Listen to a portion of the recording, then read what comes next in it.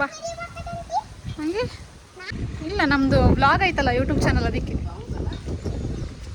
Hey guys, welcome to A1 blogs. ನಾನು ಸುಜಾತ. ಹೇಗಿದ್ದೀರಾ ಎಲ್ಲರೂ ಚೆನ್ನಾಗಿದ್ದೀರಾ ಅಂತ ಅಂದ್ಕೊಂಡಿದ್ದೀನಿ.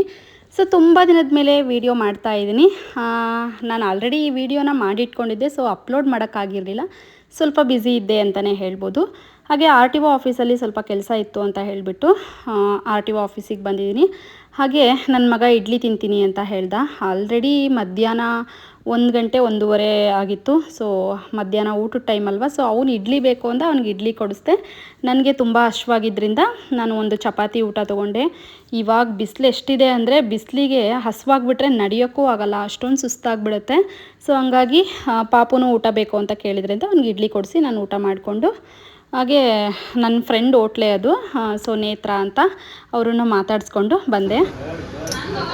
ಸರ್ಪ್ರೈಸ್ ಅತ್ತೆ ಬಂತು ನೋಡ್ಲಿ ನೋಡಲ್ಲ. ಹಾಗೆ ಪಾಪು ತುಂಬ ದಿನದಿಂದ ನನಗೆ ಈ ಥರದ್ದೇ ಟೂತ್ ಬ್ರಷ್ ಬೇಕು ಅಂತ ಕೇಳ್ತಾ ಇದ್ದ. ಸೊ ಹಂಗಾಗಿ ಅವನಿಗೆ ಇದೊಂದು ಬ್ರಷ್ ತೆಕ್ಕೊಟ್ಟೆ. ಸೊ ತುಂಬ ಖುಷಿಯಿಂದ ಕುಣಿದಾಡ್ತಾ ಇದ್ದ. ನನಗೆ ಆ ಬ್ರಷನ್ನು ಮುಟ್ಟೋಕ್ಕೆ ಬಿಡ್ತಾ ಇರಲಿಲ್ಲ. ಸೊ ಅದು ಬ್ರಷ್ ಮಾಡಿ ಮೇಲೆ ಮತ್ತೆ ನೀಟಾಗಿ ಫೋಲ್ಡ್ ಮಾಡಿ ಕೂಡ ಇಡ್ಬೋದು ಆ ಬ್ರಷ್ನ. ತುಂಬ ಚೆನ್ನಾಗಿ ಕ್ಯೂಟಾಗಿದೆ ಅಂತಲೇ ಹೇಳ್ಬೋದು. ಸೊ ಕಾರ್ ಇಮೇಜಲ್ಲಿ ಅದನ್ನ ಮಾಡಿದ್ದಾರೆ. ಸೊ ಅದನ್ನ ಬ್ರಷ್ ಮಾಡಿದ್ಮೇಲೆ ಮತ್ತೆ ಅದನ್ನ ಫೋಲ್ಡ್ ಮಾಡ್ಬೋದಲ್ವಾ. ಸೊ ಅದನ್ನು ನೋಡಿ ಇವನಿಗಿಷ್ಟ ಆಯಿತು, ತೊಗೊಂಡ. ಸೊ ಹಾಗೆ ಇವಾಗ ನಾನು ಇದು ನೆಕ್ಸ್ಟ್ ಡೇ ಮಾಡ್ತಾ ಇರೋ ವಿಡಿಯೋ. ನಾನು ಹರಿಹರಕ್ಕೆ ಹೋಗ್ತಾ ಇದ್ದೀನಿ. ನಮ್ಮ ಅಜ್ಜಿ ಮನೆಯಲ್ಲಿ ದೇವ್ರ ಕಾರ್ಯ ಅಂದರೆ ಪಡ್ಲಗಿ ತುಂಬಿಸ್ತಾಯಿದ್ರು. ಹಾಗಾಗಿ ಸೊ ನಮ್ಮ ಅಕ್ಕ, ನಮ್ಮ ಸೋದರ ಮಾವನ ಹೆಂಡತಿ ನನಗೆ ಟೀ ಮಾಡ್ಕೊಂಬಾ ಅಂತ ಹೇಳಿದರು. ಸೊ ಹಂಗಾಗಿ ಟೀ ಮಾಡಿಕೊಂಡು ಇವಾಗ ಎಲ್ರಿಗೂ ತಂದು ಕೊಟ್ಟಿದ್ದೀನಿ. ಸೊ ಎಲ್ಲರೂ ಪೂಜೆ ಮಾಡೋದಕ್ಕೆ ರೆಡಿಯಾಗಿ ಕೂತಿದ್ದಾರೆ. ಹಾಗೆ ಇದು ಹುಲಿಗೆಮ್ಮ ದೇವಿ ದೇವಸ್ಥಾನ. ಸೊ ನೋಡ್ತಾ ಇರ್ಬೋದು, ಆಲ್ರೆಡಿ ಪೂಜೆ ಎಲ್ಲ ಮಾಡ್ತಾ ಇದ್ದಾರೆ. ಹಾಗೆ ನಾನು ತುಂಬ ದಿನ ಆಗಿತ್ತು ಈ ರೀತಿ ಎಲ್ಲ ಪೂಜೆಗಳಿಗೆ ಬಂದು. ಸೊ ಹಂಗಾಗಿ ಇವತ್ತು ತುಂಬಾ ಖುಷಿ ಆಗ್ತಾ ಇದೆ ಅಂತಲೇ ಹೇಳ್ಬೋದು.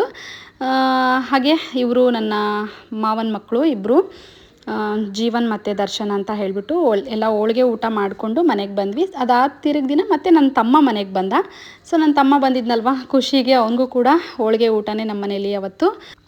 ನನಗೆ ನನ್ನ ತಮ್ಮ ನಮ್ಮಪ್ಪ ಅಂದರೆ ತುಂಬಾ ಇಷ್ಟ. ಹಾಗಂತ ಅಮ್ಮ ಇಷ್ಟ ಇಲ್ಲ ಅಂತಲ್ಲ, ಅಮ್ಮನೂ ಇಷ್ಟ, ಆದರೆ ನಮ್ಮಪ್ಪ ಮತ್ತು ನನ್ನ ತಮ್ಮ ಅಂದರೆ ಸಿಕ್ಕಾಪಟ್ಟೆ ಇಷ್ಟ. ಅವ್ನು ಬಂದಿದ್ದೇ ನನಗೊಂದು ದೊಡ್ಡ ಖುಷಿ ಅಂತ ಹೇಳ್ಬೋದು. ಹಾಗೆ ನನ್ನ ತಮ್ಮ ಅವ್ರ ಫ್ರೆಂಡ್ ಕೂಡ ಕರ್ಕೊಂಡ್ಬಂದಿದ್ದ. ಸೊ ಅವತ್ತು ನೈಟ್ ನಮ್ಮ ಮನೇಲೇ ಉಳ್ಕೊಂಡ. ತುಂಬಾ ಖುಷಿ ಆಯಿತು. ಬೆಳಗ್ಗೆ ಎದ್ದ ತಕ್ಷಣ ಅವ್ನಿಗೊಂದು ಲೋಟ ಟೀ ಮಾಡಿಕೊಟ್ಟೆ ಇಬ್ಬರಿಗೂ. ಹಾಗೆ ನನ್ನ ಮಗ ಇನ್ನೂ ಮಲ್ಕೊಂಡಿದ್ದ. ಸೊ ಅವನನ್ನು ಎದ್ದೇಳಪ್ಪ, ಟೈಮ್ ಆಯಿತು, ಬ್ರೇಕ್ಫಾಸ್ಟ್ ಮಾಡುವಂತೆ ಅಂತ ಹೇಳಿಬಿಟ್ಟು ಎದ್ದೇಳಿಸಿದೆ. ಸೊ ಪುಳಿಯೋಗರೆ ಮಾಡಿದೆ. ಇಬ್ಬರು ಪುಳಿಯೋಗರೆ ತಿಂದರು. ನನ್ನ ಮಗನಿಗಂತೂ ಪುಳಿಯೋಗರೆ ಫೇವ್ರೆಟ್ ಅಂತಲೇ ಹೇಳ್ಬೋದು. ಹಾಗೆ ಸಂಕ್ರಾಂತಿ ಹಬ್ಬಕ್ಕೆ ನಾನು ಯಡಿಯೂರಿಗೆ ಹೋಗಿದ್ದೆ, ಯಡಿಯೂರು ಸಿದ್ಧಲಿಂಗೇಶ್ವರ ಸ್ವಾಮಿ ದೇವಸ್ಥಾನಕ್ಕೆ. ಹಾಗೆ ಪಾಪು ನಾನು ಇಬ್ಬರು ದೇವಸ್ಥಾನದಲ್ಲಿ ಪೂಜೆ ದರ್ಶನ ಎಲ್ಲ ಮಾಡಿಕೊಂಡು ಅದಾದ ನಂತರ ಹೊರಗಡೆ ಬಂದು ಹಾಗೆ ವಿಡಿಯೋ ರೆಕಾರ್ಡ್ ಮಾಡ್ತಾಯಿದ್ದೆ. ಸೊ ಮನಸ್ಸಿಗೇನೋ ಒಂಥರ ಸಮಾಧಾನ, ನೆಮ್ಮದಿ ಅಂತಲೇ ಹೇಳ್ಬೋದು ಈ ರೀತಿ ದೇವಸ್ಥಾನಕ್ಕೆಲ್ಲ ಬಂದಾಗ. ತುಂಬ ದಿನ ಆಗಿತ್ತು ನಾನು ಈ ಥರ ದೇವಸ್ಥಾನಕ್ಕೆಲ್ಲ ಬಂದಿರಲಿಲ್ಲ. ಸೊ ಹಂಗಾಗಿ ದೇವಸ್ಥಾನಕ್ಕೆ ಬರೋಣ ಸಂಕ್ರಾಂತಿ ಹಬ್ಬಕ್ಕೆ ಅಂತ ಹೇಳ್ಬಿಟ್ಟು ಯಡಿಯೂರಿಗೆ ಬಂದಿದ್ದೀನಿ. ಹಾಗೆ ಅವತ್ತು ಲಾಂಗ್ ವೀಡಿಯೋ ಮಾಡೋಕ್ಕಾಗಲಿಲ್ಲ. ಸೊ ಹಂಗಾಗಿ ಶಾರ್ಟ್ ವೀಡಿಯೋ ಅಪ್ಲೋಡ್ ಮಾಡೋಣ ಅಂತ ಹೇಳ್ಬಿಟ್ಟು ಈ ರೀತಿಯಾಗಿ ವೀಡಿಯೋ ಮಾಡ್ಕೊಂಡಿದ್ದೆ.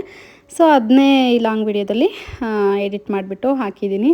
ಸೊ ಪಾಪು ಅಂತೂ ನೋಡ್ತಾ ಇರ್ಬೋದು, ಖುಷಿಯಾಗಿ ಕುಣಿದಾಡ್ತಾ ಇದ್ದ ಅಂತಲೇ ಹೇಳ್ಬೋದು. ಸೊ ಅವನಿಗೆ ಈ ಥರ ಹೊರಗಡೆ ಎಲ್ಲ ಕರ್ಕೊಂಬಂದಾಗ ತುಂಬಾ ಇಷ್ಟ ಆಗುತ್ತೆ.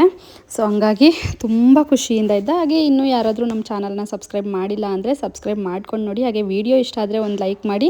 ಅವತ್ತು ಸಂಕ್ರಾಂತಿ ಆಗಿದ್ದರಿಂದ ಹೋಟ್ಲಲ್ಲಿ ಪೊಂಗಲ್ ಮಾಡಿದರು. ಸೊ ನನಗೆ ಪೊಂಗಲ್ ಫೇವ್ರೇಟ್, ಹಾಗಾಗಿ ನಾನು ಪೊಂಗಲ್ ತಗೊಂಡೆ. ಪಾಪುಗೆ ಆಲ್ ಟೈಮ್ ಫೇವ್ರೇಟ್, ಅವನು ಇಡ್ಲಿನ ತುಂಬ ಇಷ್ಟಪಡ್ತಾನೆ. ಸೊ ಹಂಗಾಗಿ ಅವನಿಗೆ ಇಡ್ಲಿ ತಿನ್ನಿಸಿದೆ. ಹಾಗೆ ಪಾಪುಗೆ ಸ್ವಲ್ಪ ಹುಷಾರಿರಲಿಲ್ಲ, ತಲೆಗೆ ಏಟ್ ಮಾಡ್ಕೊಂಡಿದ್ದ. ಹಾಗಾಗಿ ಹಾಸ್ಪಿಟಲಿಗೆ ಕರ್ಕೊಂಬಂದಿದ್ದೆ. ಸ್ವಲ್ಪ ತಲೆಗೆ ಏಟ್ ಮಾಡಿಕೊಂಡು ನೋಡಿ ಈ ರೀತಿಯಾಗಿ ಆಗಿಬಿಟ್ಟಿದೆ. ಸಿಕ್ಕಾಪಟ್ಟೆ ಭಯ ಅನ್ನಿಸ್ಬಿಡ್ತು ನನಗಂತೂ. ಹಾಗಾಗಿ ಫಸ್ಟ್ ಹಾಸ್ಪಿಟ್ಲಿಗೆ ಬರೋಣ ಅಂತ ಹೇಳ್ಬಿಟ್ಟು ಹಾಸ್ಪಿಟ್ಲಿಗೆ ಕರ್ಕೊಂಬಂದೆ. ಸಖತ್ತಾಗಿ ಊಟ ಕೇಳ್ತಾನೆ ನೋಡು ಅವನೇ. ಹಾಗೆ ನನ್ನ ಮಗನಿಗೆ ಸ್ವಲ್ಪ ಏನಾದರೂ ಆದರೂ ನನ್ನಿಂದ ಸಹಿಸ್ಕೊಳ್ಳೋಕ್ಕಾಗೋದಿಲ್ಲ. ಹಾಗೆ ಅವನು ಇತ್ತೀಚೆಗೆ ಸರಿಯಾಗಿ ಊಟ ಕೂಡ ಮಾಡ್ತಿರಲಿಲ್ಲ. ಹಾಗಾಗಿ ಅವನು ಸರಿಯಾಗಿ ಊಟ ಮಾಡ್ತಾಯಿಲ್ಲ ಅಂತ ಹೇಳಿಬಿಟ್ಟು ಡಾಕ್ಟ್ರ್ ಹತ್ರ ಹೇಳಿ ಅದಕ್ಕೂ ಕೂಡ ಸಿರಪ್ ತೊಗೊಂಡು ಬಂದೆ.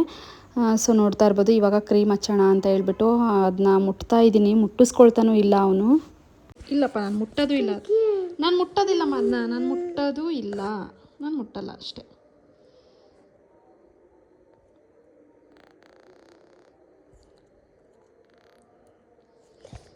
ಬಿಡ, ನಾನು ಏನು ಮಾಡೇ ಇಲ್ಲ ಕಂದ.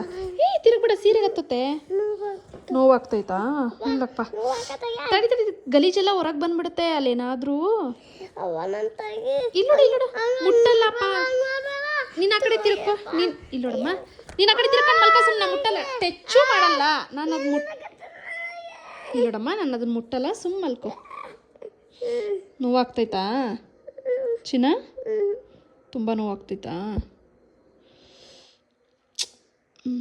ಏನಾಗಲ್ಲಪ್ಪ, ಹುಷಾರಾಗುತ್ತೆ. ಹಾಗೆ ಪಾಪು ಸರಿಯಾಗಿ ಊಟ ಮಾಡ್ತಾ ಇಲ್ಲ ಅಂತ ಹೇಳಿದ್ದಕ್ಕೆ ಹಸುವಾಗೋದಕ್ಕೆ ಒಂದು ಸಿರಪ್ ಕೊಟ್ಟಿದ್ದಾರೆ. ಅದ್ರ ಜೊತೆ ಒಂದು ಜಂತಿನ ಸಿರಪ್ ಕೂಡ ಕೊಟ್ಟರು. ಮಕ್ಕಳಿಗೆ ಜಂತಾದರೆ ಹಸು ಆಗಲ್ಲ ಜಾಸ್ತಿ ಅಂತೆಲ್ಲ ಹೇಳಿದರು. ಸೊ ಸರಿಯಾಗಿ ಊಟ ಮಾಡಲ್ಲ ಅವರು ಅಂತ ಹೇಳಿಬಿಟ್ಟು, ಸೊ ಇವನು ಅದು ಯಾವ ಸಿರಪ್ಪು ಬೇಡ ಅಂತ ಹೇಳ್ತಾ ಇದ್ದ.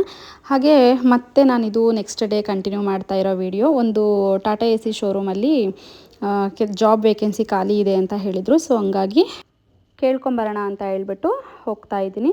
ಸೊ ಹಂಗೆ ಇವತ್ತಿನ ಈ ಒಂದು ವಿಡಿಯೋ ಇಷ್ಟ ಆದರೆ ಒಂದು ಲೈಕ್ ಮಾಡಿ, ಹಾಗೆ ನಮ್ಮ ಚಾನಲ್ಗೆ ಹೊಸಬರಾಗಿದ್ದರೆ ಸಬ್ಸ್ಕ್ರೈಬ್ ಮಾಡ್ಕೊಳ್ಳಿ. Thank you for watching.